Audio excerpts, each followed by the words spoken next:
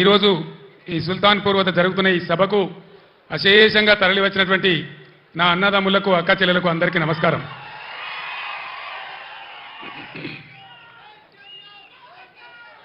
ఇక్కడ జరుగుతున్నటువంటి మెదక్ జహీరాబాద్ పార్లమెంటు నియోజకవర్గ అభ్యర్థులుగా పోటీ చేస్తున్న గౌరవ వెంకటరామరెడ్డి గారు, గౌరవనీయులు శ్రీ అనిల్ గారు, మీ ఆశీర్వాదం కోసం వాళ్ళు ఇక్కడ ఈ సభలో మీతో పాటుగా ఉన్నారు.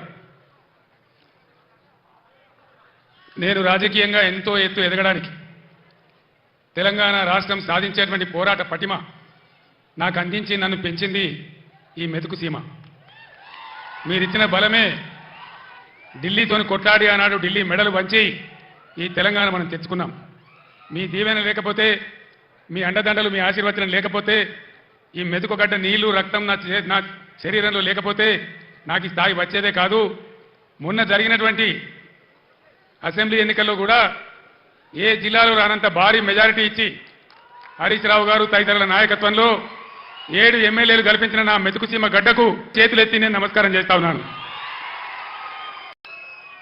ఎన్ని జన్మలెత్తినా కూడా మీ రుణం నేను తీర్చుకోలేని చెప్పి నేను మనవి చేస్తా ఉన్నాను. ఇవాళ కొంతమంది తెలివి ఉన్నవాడు, తెలివి లేనివాడు, అడంపొడు మాట్లాడేవాడు బీఆర్ఎస్కు పార్లమెంటు ఓట్లెందుకు, సీట్లెందుకు అని మాట్లాడుతూ ఉన్నారు. ఇప్పుడే కావాలి బీఆర్ఎస్కు పార్లమెంట్లో ఓట్లు, సీట్లు ఎందుకు?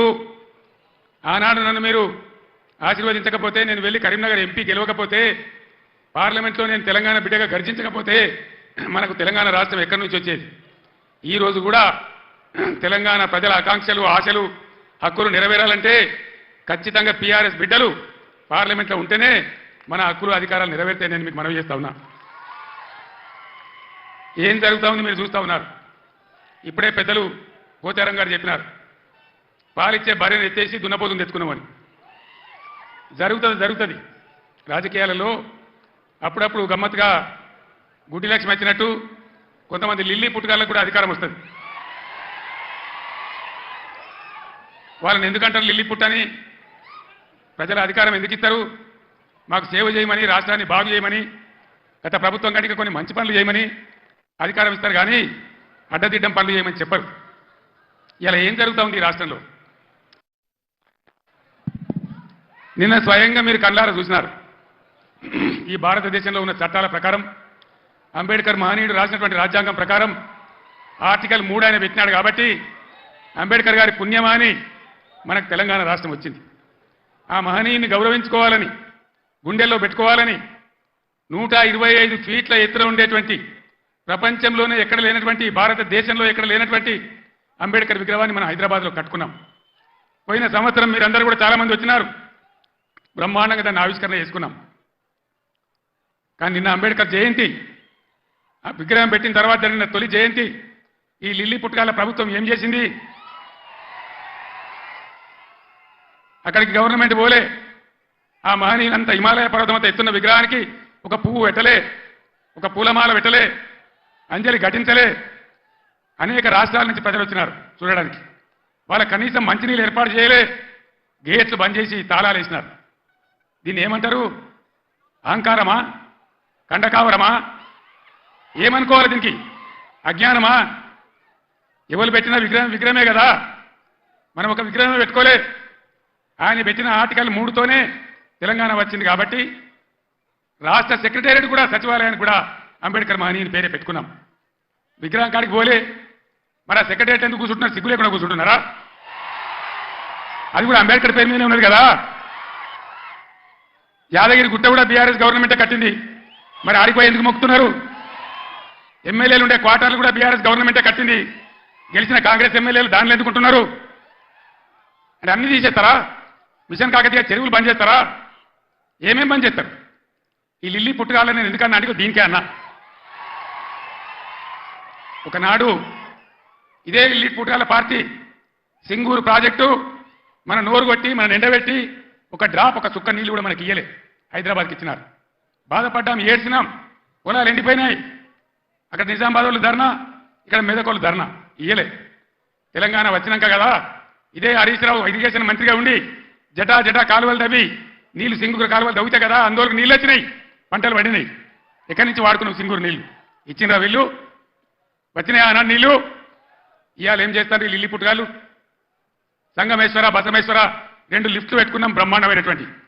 కాళేశ్వరం నీళ్లతోని సింగూరుకు లింక్ పెట్టుకున్నాం కాబట్టి అటు నిజాం సాగర్ కానీ ఇటు మెదక్ జిల్లా కానీ మలన్న సాగర్తో కలుపుకున్నాం కాబట్టి బ్రహ్మాండంగా సంగమేశ్వర బసమేశ్వర నారాయణ ఖేడ్కు జైరాబాద్ నీళ్ళు వచ్చే లిఫ్ట్ పెట్టుకున్నాం. అక్కడ 1,00,000 ఎకరాలు, ఇక్కడ 1,00,000 ఎకరాలు. ఆందోళన నియోజకవర్గానికి కూడా 1,00,000 ఎకరాలు. ఎక్కడ పెట్టారు దాన్ని? ఎందుకు పడబెట్టారు? ఎందుకు కోల్డ్ స్టోరేజ్లో పెట్టారు? దయచేసి మీరు ఆలోచన చేయాలి. నేను మీ అందరినీ కోరుతా ఉన్నా, దళిత బిడ్డలను దళిత మేధావులను నేను కోరుతా ఉన్నా. అంబేద్కర్ గారిని అవమానిస్తే మనం మౌనం పాటించుదామా? దళిత బంధు పెడితే నోరు మూసుకొని పడిందామా?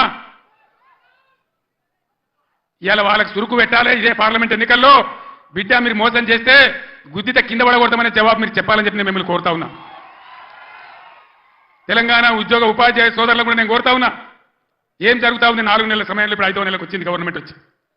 మీకు మేము ఎంత గౌరవం ఇచ్చినాం. ఆగమాగం కావద్దు, ఎలక్షన్ అయితే పిచ్చోళ్ళలాగా ఓట్లు లేదు. నిలకడగా ఆలోచన చేయాలి, నిజానిజాలేందో తెలుసుకోవాలి. అప్పుడే మనకు సరైన న్యాయం జరుగుతుంది.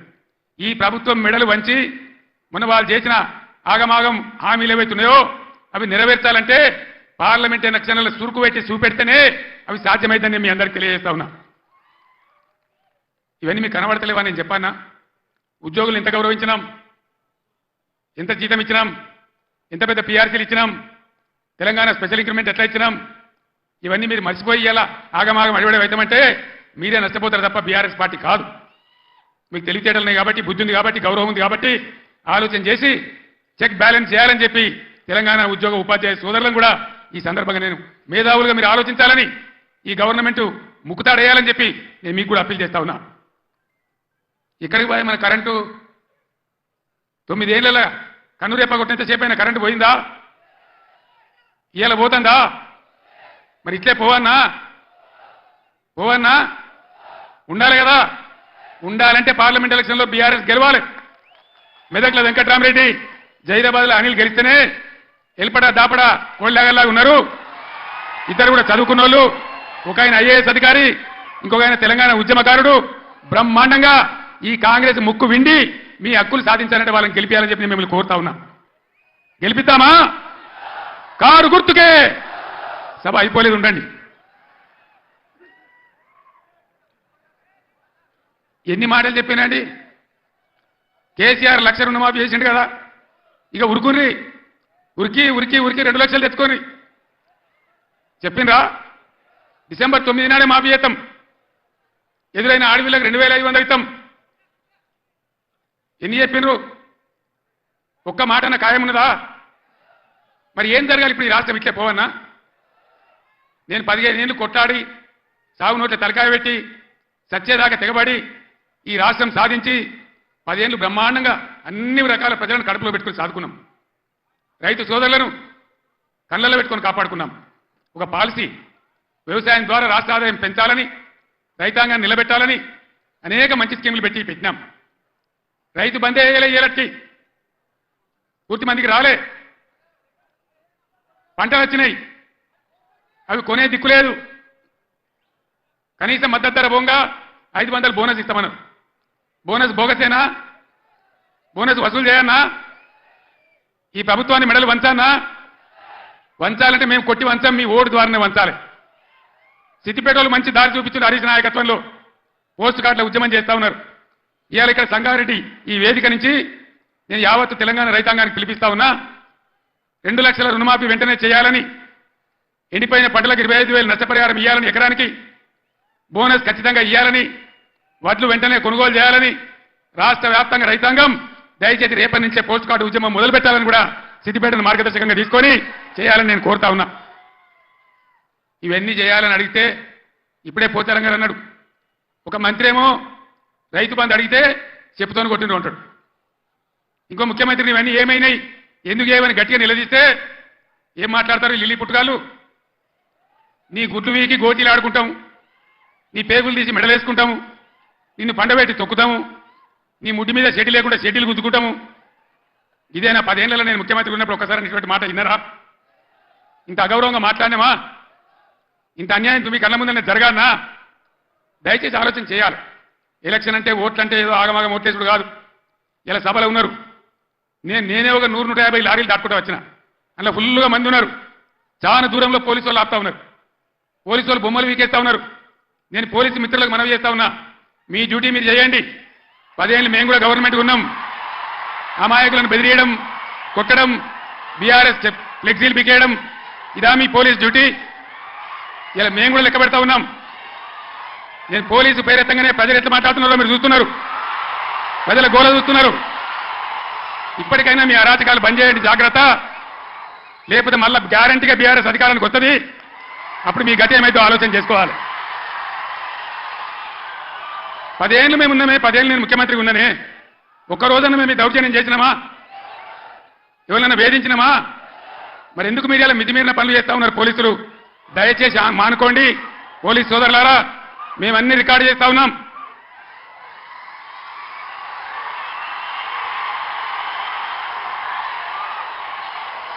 ఈ ప్రజల స్పందన చూసైనా మీరు మారాలి. డీజీపీ గారు మీరు మారాలని నేను చెప్తా ఉన్నా. లేకపోతే మీ మీదకి ప్రజలే తిరుగుబడే రోడ్ వస్తుంది, జాగ్రత్త అని నేను చెప్తా ఉన్నా. మా కార్యకర్త తెలంగాణ ఉద్యమకారుడు సల్వాజీ మాధవరావు అని కరీంనగర్ జిల్లా ధర్మారంలో, పెద్దపల్లి జిల్లాలో ఆయన సోషల్ మీడియాలో ఒక పోస్ట్ పెట్టిందని చెప్పి ఆయన అక్రమ కేసులు పెట్టి ఇలా జైలు తరలించినారు. ఆయన కరీంనగర్ జైల్లో ఉన్నాడు. ఇది మీకు న్యాయమా? డీజీపీకి ఏమైనా గౌరవం ఉంటే ఆ సల్వాజీ మాధవరావు మీద ఏదైతే జరిగిందో దాని మీద స్పెషల్ కమిటీ సీనియర్ ఐపీఎస్ ఆఫీసర్తో ఎంక్వైరీ చేయాలి.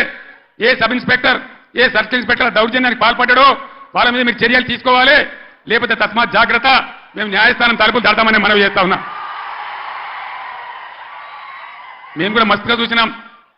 నేను కేంద్ర మంత్రిగా పనిచేసిన, రాష్ట్ర మంత్రిగా పనిచేసిన, ఇదే జిల్లాలో 20 ఏళ్ళు ఎమ్మెల్యేగా ఉన్నా, ముఖ్యమంత్రిగా పనిచేసిన, కానీ దౌర్జన్యాలు అనేది మీతో మేము చేయించలే.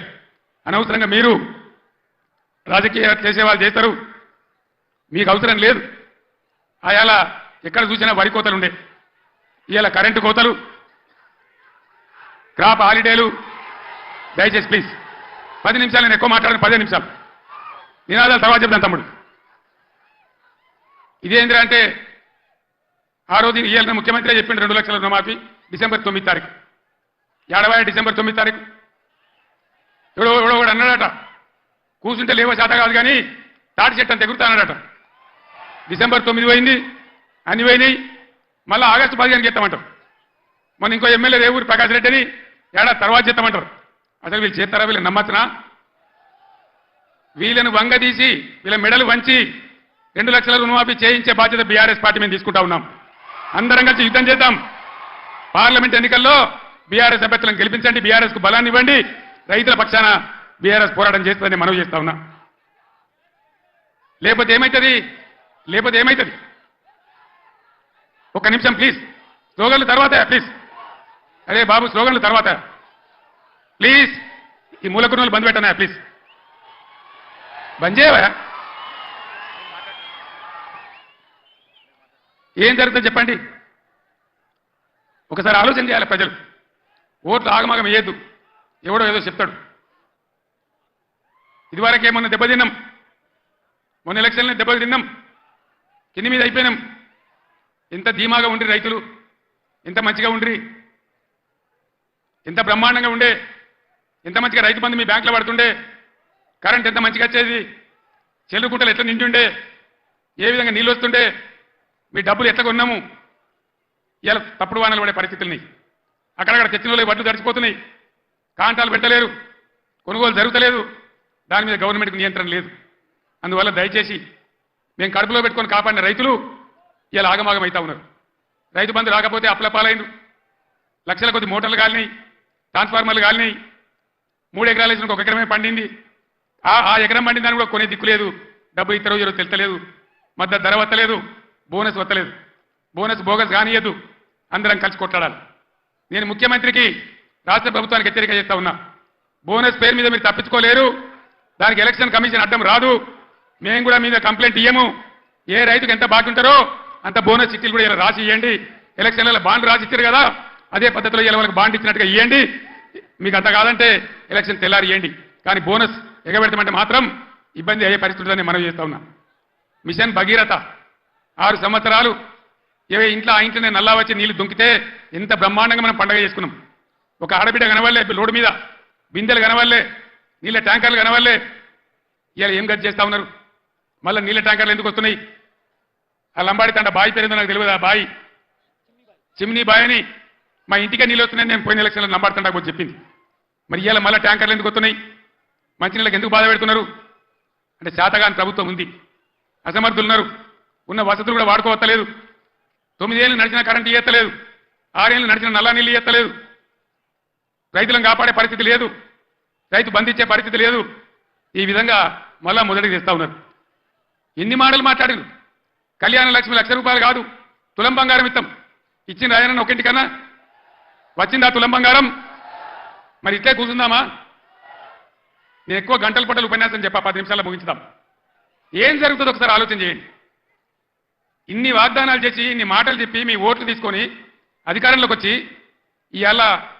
అన్నీ ఎగబెట్టి మళ్ళీ ఎలక్షన్లో వచ్చి ఓట్లాడతారు ఎట్లా చేస్తారు ఓట్లు నాకు అర్థం కాదు వేస్తే ఏమవుతుంది ఏం జరుగుతుంది వేస్తే మేము ఎన్ని చెప్పి ఎన్ని అబద్ధాలు చెప్పినా మళ్ళీ మాకే గుద్దిండని ఆయనతో ఏం లేకుంటే ఎగబెడతారు ఇలా ఉల్టా గుద్ది బీఆర్ఎస్ని గెలిపిస్తేనే బీఆర్ఎస్ మొత్తం ప్రభుత్వం మెడలు వస్తుంది మీకు న్యాయం జరుగుతుంది తప్ప వేరే విధంగా జరగదని చెప్పి నేను తెలియజేస్తా ఉన్నా అందుకోసం ఒకటే మాట మీరు ఆలోచన చేయాలి ఇవాళ అనేకమైనటువంటి ఇబ్బందుల్ని ఈరోజు మంచి అభ్యర్థులను పెట్టినాం మంచి అన్ని విధాలుగా మిమ్మల్ని ఆదుకునే పద్ధతిలో వాళ్ళు పనిచేస్తారు వాళ్ళని గెలిపించాలని చెప్పి నేను మిమ్మల్ని కోరుతా ఉన్నా ఎంతసేపు చెప్పినా ఇదే చెప్పాలి ఇటు పడిది ఒక్కటే మాట నేను చెప్తా ఉన్నా ప్రజాస్వామ్యంలో ప్రజలు అన్ని ఆలోచించి ఓట్లు వేయాలి మన కళ్ళ ముందే మనల్ని మోసం చేస్తుంటే మళ్ళీ వాళ్ళకే సర్దిగడితే మళ్ళీ వాళ్ళకే ఓట్లేస్తే ఎటు కాకుండా అయితే ఆగమవుతాం సంగమేశ్వర బసమేశ్వర కావాలన్నా కాళేశ్వరం పనులు పూర్తి కావాలన్నా కడుపు నిండా మళ్ళీ నీళ్లు రావాలన్నా కరెంటు మంచిగా రావాలన్నా ఈ ప్రభుత్వాన్ని మెడలు వంచాలి నేను ఇంకో మాట కూడా మీకు చెప్తా ఉన్నా వాస్తవంగా వాళ్ళు గెలిచినారు మాకేం ఓర్వలేనితనం లేదు వాళ్ళు కూడా ఉండాలి 5 ఏళ్ళు పనిచేయాలి అప్పుడే నల్లదేందో తెల్లదేందో తెలుస్తుంది కానీ ముఖ్యమంత్రి మాట్లాడే మాటలు చూస్తే సభలలోనే వణుకుడు చూస్తే తిరగబడ్డ జనం తెలంగాణలో సర్వే రిపోర్ట్లు వస్తున్నాయి కాంగ్రెస్కు 2 సీట్ల కన్నా ఎక్కువ రావు అని అంతటా అన్ని జిల్లాలలో కూడా రైతాంగం తిరగబడతా ఉంది అందుకే ముఖ్యమంత్రి నిన్న నారాయణపేట సభలో ఆయన భయం ఆయన కంపం చూస్తే ఈ గవర్నమెంట్ ఏడాది కూడా ఉండట్లేదని మనం చేస్తా ఉన్నా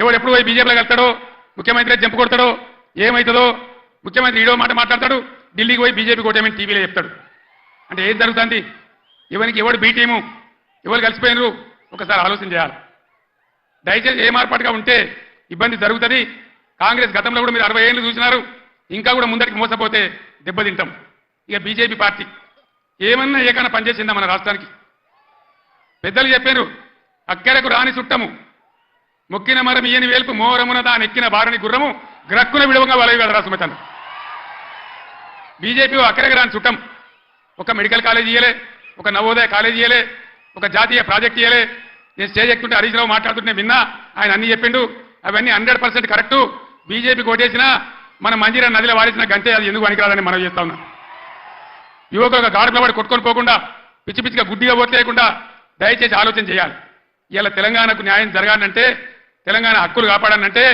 తెలంగాణ ప్రాజెక్టు కంప్లీట్ కావాలంటే మళ్ళీ రైతాంగానికి మళ్ళీ మేలు జరగాలంటే ఈ ఆగమాగం పార్టీలు కాదు తెలంగాణ హక్కుల కోసం పేగులు దిగదా కొట్టాడే ఒకటే ఒక పార్టీ బీఆర్ఎస్ పార్టీ గులాబీ జెండా ఆ జెండా ఉన్న కారు గుర్తుని ఆదరించాలి దయచేసి మీ అందరినీ నేను మళ్ళొకసారి కోరుతా ఉన్నా ఇటు వెంకట్రామరెడ్డి గారు మీరు కూర్చోండమ్మా క్యాండిడేట్ ఇంప్రూవ్ చేద్దాం మీరు కూర్చోండమ్మా మీరు కూర్చోండి బ్రదర్ వెంకట్రామరెడ్డి గారు ఒక ఐఏఎస్ అధికారి ఈ జిల్లాకు సేవ చేసిన వాడు ఆయనకు డబ్బులు అవసరం లేదు సేవ చేద్దామని వచ్చినాడు దయచేసి మెదక్ అభ్యర్థిగా వెంకట్రామరెడ్డి గారు కారు గుర్తు కొట్టేసి గెలిపించండి అనిల్ కుమార్ 2000 నుంచి బ్రహ్మాండంగా తెలంగాణ ఉద్యమం నుండి పోరాటం చేసిన బిడ్డ బలహీన వర్గాలకు చెందిన బిడ్డ ఆయన జైరాబాద్ పార్లమెంట్ నిలబడ్డాడు దయచేసి అనిల్ కుమార్ గారిని జైరాబాద్ పార్లమెంట్ నుంచి గెలిపించమని మిమ్మల్ని కోరుతూ అయిపోతాం ఆనాడు నేను చెప్పిన తెలంగాణ తెస్తాను మీ బిడ్డగా నేను మళ్ళా చెప్తా ఉన్నా మీ ఆశీర్వచనంతోని గ్యారంటీగా ఈ రాష్ట్రంలో మళ్ళా బీఆర్ఎస్ గవర్నమెంట్ తెస్తా మా రైతాంగాన్ని అంతా అన్ని వర్గాల ప్రజలనంతా కాపాడతా మా దళిత బిడ్డలకు